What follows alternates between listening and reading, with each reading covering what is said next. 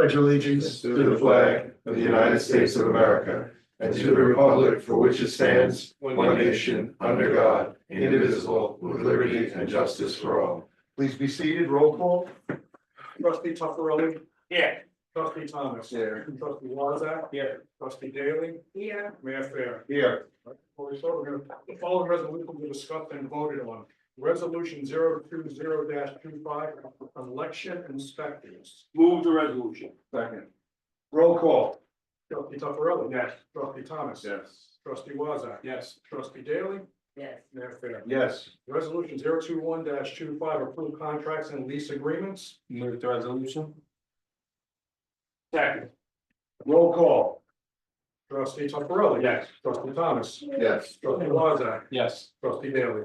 Yes.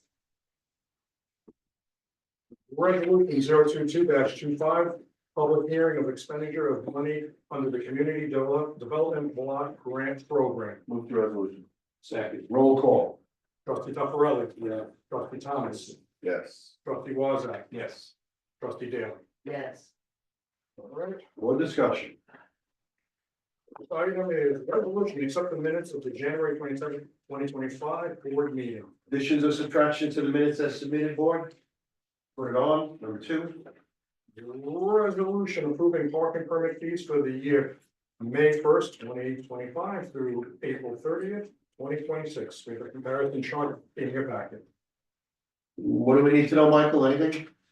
No changes, and then, Oh, just okay. if anybody's interested in the. The only That's what we need to know. No changes. No change. Well, the only change was with, under the commercial parking permit, we went up to $500 for a trailer from, I believe from $450. Oh, So, yeah. The nine fifty the same, on it. The $950 is the same. Okay. Any other questions? Put it on. Okay, number three, resolution for new appearance ticket officers in Monroe Tax. We have two new code enforcement officers that need to be able to write tickets, so we just need your. So that's Burke and Steele. That's, yeah, still. Style? Style? Yes. Any questions? Put it on. Okay, resolution for traffic advisory committee recommendation. You'll see inside your packet, there is a memo regarding replacing the no parking anytime signs with no stopping 8 AM to 4 PM school days. This is on State Street. All the streets around there have no stopping 8 to 4 on school days. They're the only ones that have no parking anytime. And the residents on the block feel like it's been a little bit of a hindrance to them. That's fine. I don't have a question with that. Okay. I did get a question yesterday from Mr. Belfiore that the signage was never finished on Cochran. Is that true? No, we did that a long time ago. We're going down towards it. Yeah, with that alternate side, you're doing on Cochran. Right, we were talking about, we left it alone just to make sure that it went through, I remember. which it did. Now we can actually. Okay. Because we want. That's what I told him. I said it was a work in progress. Yeah. I know we did part, we were doing it, phasing Right, it in, I we wanted remember. to make sure that people didn't go up and talk, well, we heard from one person, that was it. Okay. We just want to make sure we're moving along. Number 5. All right, CED manager to discuss the Rizzle property up on Saturday.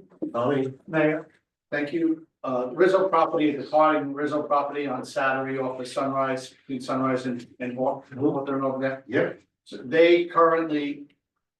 Well, so Mr. Rizzo passed away a couple of years ago, but the daughter now has that business. So they wanted, one part of this agreement is removing Rizzo. They're selling it to Saturday to the daughter for $10. So that needs to be changed legally in on our lease. I went through Robert Bogle, our attorney, helped me with this, so most of it came back, so he's gonna reach out to Mr. Hopkins also this week if there's any questions. So that's gonna get changed, and they wanna start leasing an additional property behind what they lease now from us. So, Anthony, could you pull that up? Sure. So if you see here, this is what they lease now. Right, where their trucks are. Right. All right, here, they want to expand that to 100, another 130 feet, go straight across and then back in. How does that affect us? Not at all, nothing. It's exactly what we lease them now. Except there will be more property, so they'll enclose it, gate it, vegetation around it, screen it.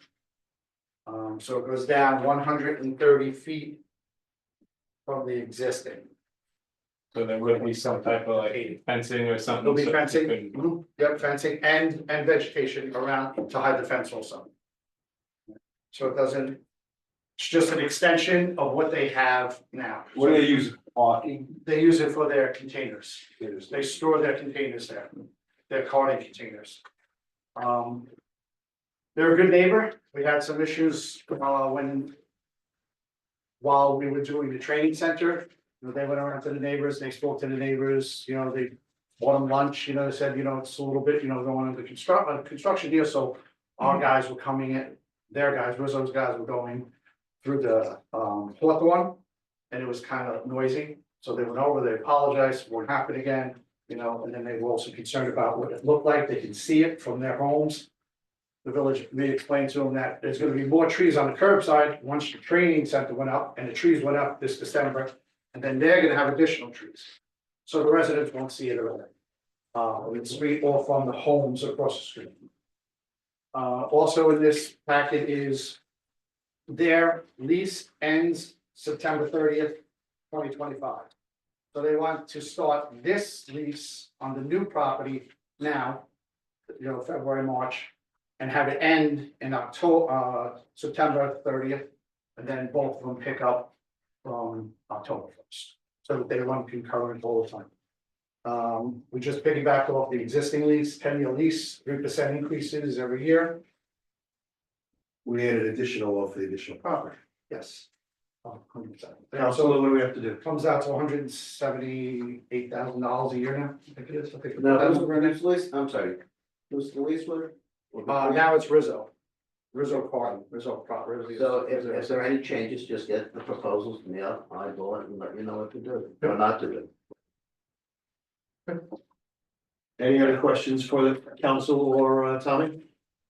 Okay, put it on. All right, number 6, deputy treasurer, village treasurer to discuss US Army. Take a deep breath, David. Yes, deep breath. Take a deep breath. Regarding. Not even up.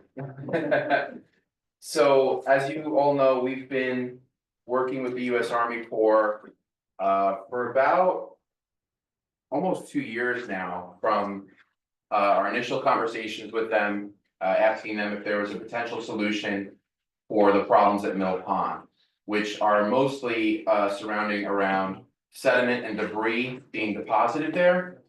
We had a bathymetry report done, which showed that most of the pond is anywhere from about 1 foot to 2 feet deep, where it should be in excess of 5 feet deep, probably closer to 8 or 9 in some places. So there's an extensive amount of cubic yards of sediment and debris that is washed through the system. And for whatever reason, a lot of it is being deposited in Mill Pond. You see those invasive plants growing because the depth of the water has shrunk so much that these invasives that get in from people's aquatic centers or from somewhere at the point in the stream, they're able to grow because the sunlight can physically, reach the top, right? So the US Army Corps first looked at the project and said, is it even feasible for us to look at this, right? And then they said, okay, yeah, we could look at this, and they put up some money, about $100,000, and they did what's called a FID, Federal Interest Determination. Is there a federal interest under the programs that they qualify for to investigate this further? The FID is in your packet, it's quite interesting. That FID determined, yes, there is a federal interest, and it falls under, I gave you like a little 1-page primer. It falls under what they call Section 206 program. And we have Seth and Daniel on, so if you do have any questions, they're both from the US Army Corps of Engineers. I've been in conversation with them. The FID was completed. From there, they started working on a project management plan, which is how they would approach a full study to determine which, they call them alternatives, right? Which solutions render the best net benefit for the federal goal in that program and for the local sponsor, which is us. There's a number of things that they've identified that could work here, but this next phase is where they decide, they investigate, they study which of these they are going to select as the preferred plan. We're at a point now, if you look at the, this is like the timeline I gave you guys. So we completed the letter of intent, which we sent to them, they completed the federal interest determination, and now we're at a point, but before they go into what's called the CAP study, they're asking us to share a portion of that, that cost for the study. So they're estimating the cost of the study to be 1.39 million, and they're asking for 50%, which is required by the federal law. So the cost to the village would be $695,000. Yes, for the study, which could take 18 to 24 months. Upon completing the study, it could take 1 to 2 years for design, 1 to 2 years for construction. To move past the study, there's an additional cost to the village, 35% of what that total project cost would be. So it's not just the 50% right now, it would be the 35% on the total project cost, which we would know after the study was complete. There are a couple of things that we've done already as potential alternatives to what the US Army Corps is looking to do. As you know, we have met with the company that prescribed the biological remediation. DEC hasn't yet approved that. There's some initial results from their testing. They've done 2 projects here on the island that have shown good results. But we don't have certainty from DEC that that's going to be permitted. And we've also looked at pond de-weeding, which is jumping off an existing county contract. That solution would also be about, I think we said $1 million, Tom, $75 a cubic cubic yard, I think. yard. Yeah. And there's over 10,000 cubic yards there, and that's just for the removal, that has nothing to do with Right, storage and moving it around. and that doesn't dredge, it just literally rips whatever it Rips off. can from the top, so it doesn't do a full dredge. Kind of goes in with a rake. Right. Just rakes the stuff out of there. So the third alternative, which hasn't been explored, is just putting out an RFP to a company for a full dredge of the pond. You know, given the cost of the de-weeding being, already at $1 million, we could expect the dredge to be significantly more. It's the contamination and the removal and. Disposal. Disposal of contamination is what the biggest expense is. $75 a cubic. So it's incredible what they're getting on that. Where you store it. the That's a DEC, $6 million project, easily. Probably right. By the time we would go through it and get it approved and get it done, 2 to 3 years from now, probably 6 million. So if you have any additional questions, I may be able to answer them. If you don't, or if I can't answer them, we have Seth and Daniel on. Right now, they're looking for, and I think, there needs to be, obviously, we would have to review the financial cost sharing agreement with village council. And determine if it's a cost that the village wants to take on at this point. Grants, we've been looking for grants. Yeah, and that's something I approached with the US Army Corps is, we could be in a position to turn towards our congresswoman and our state electeds to help cover this cost. I don't, I haven't had the opportunity to do that because I've just gotten the FICSA and the project management plan recently. But, I don't know what the response will be from our state and federal officials. This is also a problem we share with the county and the town. This has been studied in a big study that was included in what the Army Corps researched as part of theirs. It was in 2001, 2002, I think, the county did with Cameron Engineering, and they looked at the whole system and determined that, this is a problem not just within the Village of Valley Stream, but all of the stormwater that's being directed to the system at points north.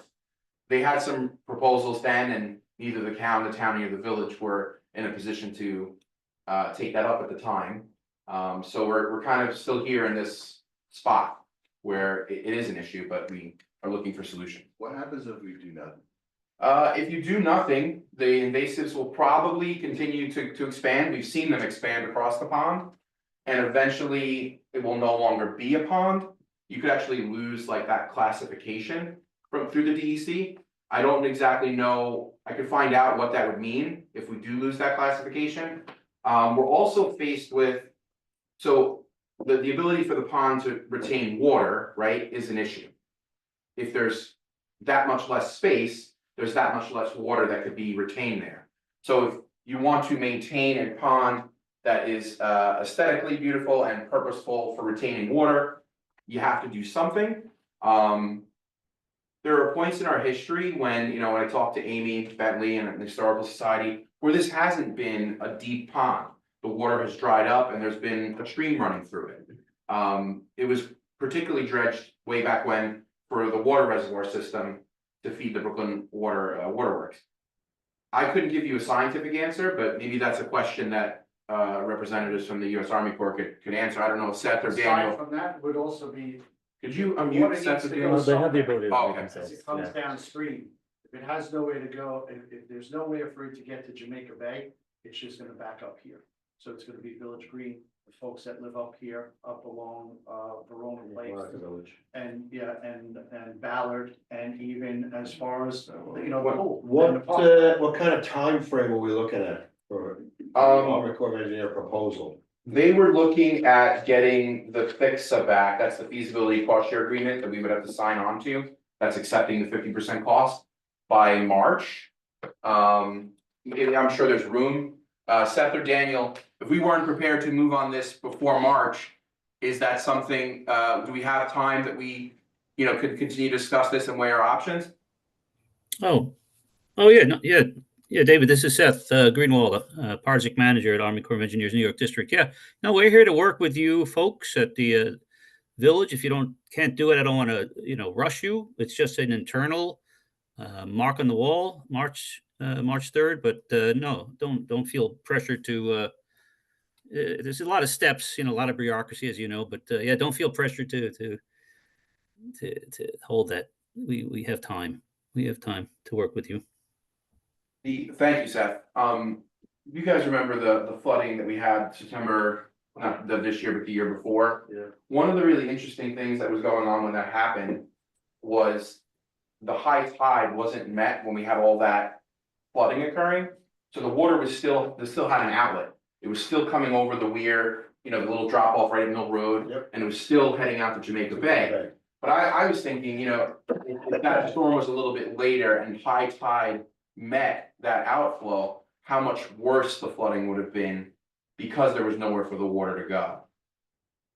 I'm not a scientist, I'm not a hydrologist, I'm not a biologist, but it's something that, we've been debating and looking into, and that's why we have these potential solutions in front of us. Well, I think the interesting thing is, like, the Assemblywoman gave us $880,000, for the work at Hendrickson Park.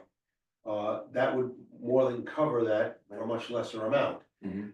If we do have a little bit of flexibility, as Seth mentioned, if we can reach out to any of our partners to take that $700,000 number, rounding it up. Yeah. Where, for example, the state would meet half of it, or one of our partners, then it's something we can move for. That's why I wanted to know timeframe. Yeah, Because we can reach out, like I said, the Assemblywoman was 880, wasn't it? it was 800,000, I think, or 800 and change, yeah. 800 Yeah. change, and that was a big, let's ask him for even less, let's ask him for 700, 600. Yeah, and we have the congresswoman, we have our state senator, we have a lot of people who we can go to and say, this is important, and it's not just the village, it's Because impacting. we have a number now, it's not like, oh, well, Right, gee, making things up. we have a number from the Army Corps of Engineers, a legitimate number, a feasible number. And I would say that the board would love to revisit it if we get full partial grant Yeah. of this, then it's a very doable number. Yeah. 700 is not awful, but that's just the study. Just the It's the one that if it was the project, trustee Duffer was correct, it's gonna be like a $6 million thing Yeah, and probably. then somebody said something, after you give half that money, and then they come back to you with a price, they want 35% of the whole job up front. Yes, So, right, you heard, remember If that? you go ahead with the job, Yeah, but I mean, if you're gonna spend six, Still 7 over hundred, $2 million. right there, right, If it's only $6 million. that's what I'm right, saying, if it's a $6 million project, we're responsible for If it 2 goes million. over right? $10 million, they're only responsible for 10. yeah, they can't go over $10 million with the project. Big. You know, estimates are, Yeah, how many change orders we come into they things may like that, be wrong yeah, Right, sometimes. it's a big area. Yeah. What is the end result, that's. Large Sure, Seth or Daniel, can you So talk? Lamont said, if you don't do nothing. Yeah. What else, what's an alternative to do there? I mean, could you put like a dam there and shut it? In the FID, they had a number of So basically what they identified in the FID was, so there's different options, stream restoration, wetland restoration and creation, a sediment forebay, which is like a place to capture sediment. Aquatic plant management, which would be the literal removal of the invasive species, pond deepening, dredging of sediments, and an adjustable weir and or erosion control. So those are all potential options that they identified in the FID that could start to address the problem. Now, as they go through this study, they will select a specific combination or one. That's best. Yeah, that's best, that meets the net benefit, so cost versus outcome, both for the federal government and the local, non-federal sponsor. Seth, is there anything more you could talk to about the outcome, or about if we do nothing? Maybe that's another, trustee Thomas brought up. Well, of course, yeah, no, thanks, David. Yeah, no, again, we're here to work with you. We look at this problem as a problem to work on, and as we want to deliver a long-term solution, right? We want to put back the biodiversity of the pond. We want to make sure the ecosystem is back in balance. We do things once and we do it right. And there may be some band-aid solutions out there, but it's just going to be back to ground zero again very soon. So the study is going to really make us all understand what needs to be done, and within the 1 to 2 year time frame, we'll have like David say, we'll have a plan or a combination of all those plans in the FID, and we'll implement them. And I just want you to remember that you don't have to go through, if you decide, oh, thank you very much, Army Corps of Engineers, we don't want to go anymore. The study was good, but you're not committed to go beyond the study. Of course, we encourage that so we can implement the study and to go into construction, but you're not committed. So I encourage you to look at the FID. I encourage you to look at the FIXA, the financial agreement, and take a chance with us, and we'll do good by you. Any questions for Seth before he goes? All right, gentlemen, thank you. Thank you, Seth. Thank you, Daniel. Thank you. So, David, let's follow up with our partners and get back to us. Absolutely. Any other questions for David? All right, Mr. Clerk? Motion to close? Wait, just one last thing I wanted to mention, the bond resolutions will be ready for the board meeting. Roads as always, the HVAC systems for the library and Village Hall, a couple of fleet additions and fire department bunker gear and equipment. Basically the usual, except for the HVAC, that's kind of a unique thing this year. Need a motion to close. Okay. Roll call. Trustee Ferrell. Yes. Trustee Thomas. Yes. Trustee Wazak. Yes. Trustee Taylor. Mayor Fair. Yes. We're going to executives. Yep, thank you, everybody.